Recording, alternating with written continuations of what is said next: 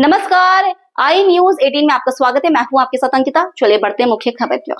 Congress committee की महिला wing की राष्ट्रीय अध्यक्ष अलका लांबा अखिल भारतीय सोमवार को इंदौर प्रेस क्लब में प्रेस से मिलिए कार्यक्रम में शामिल हुई, जहां उन्होंने केंद्र सरकार और आयोग चुनाव पर तीखे आरोप लगाए हैं।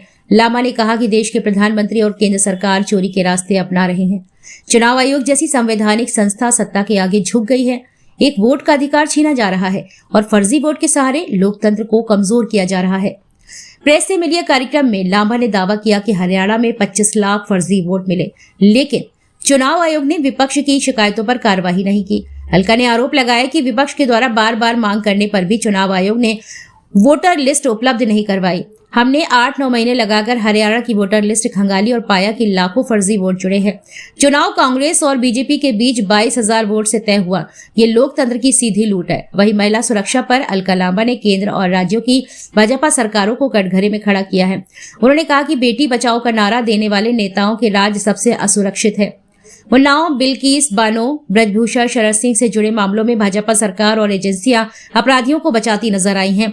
उन्होंने सुप्रीम कोर्ट के कई फैसलों का हवाला देते हुए कहा कि अदालतों ने बार बार सरकारों को फटकार लगाई है।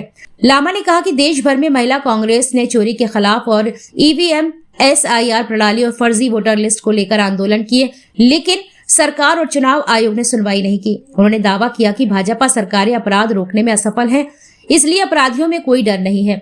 मध्य प्रदेश में नाबालिग से गैंगरेप की ताजा घटना का जिक्र करते हुए उन्होंने कहा कि गिरफ्तारी बताकर सरकार अपनी पीठ थपथपाती है, लेकिन अपराध रोकने में नाकाम है। अंत में अलका लांबा ने कहा कि आज जरूरत है कि राजनीतिक दलों से ऊपर उठकर संविधान और लोकतंत्र की रक्षा की जाए, वरना आने वाली पीढ़ियों को इसका खामियाजा भुगतना पड़ेगा।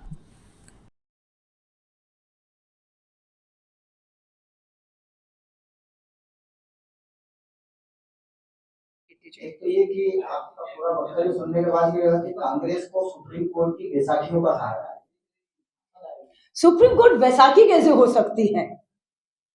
नहीं, आप हमें कहते हैं अच्छा चुनाव आयोग नहीं सुन रहा, अदालत चले जाओ। अदालत हमारी बैसाखी होगी? संवैधानिक संस्था है।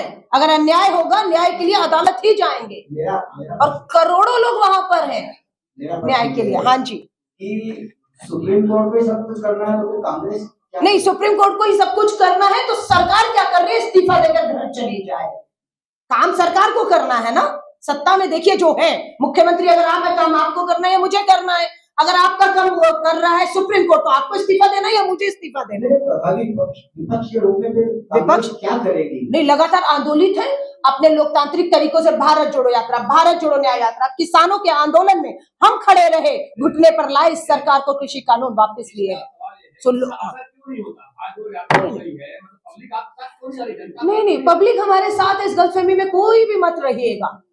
वो नहीं, पब्लिक हमारे साथ है क्योंकि हम पब्लिक के मुद्दों पर उठा रहे हैं। आपने नहीं देखी होगी भारत जोड़ो यात्रा और भारत जोड़ो न्याय यात्रा का माहौल, आपने नहीं देखा है। वो चीख रहा है कि मैंने तो वोट नहीं दिया, मेरा वोट चोरी हो रहा है। और हम भी कह रहे हैं 65 लाख वोट बिहार का फर्जी है, काट दिया गया।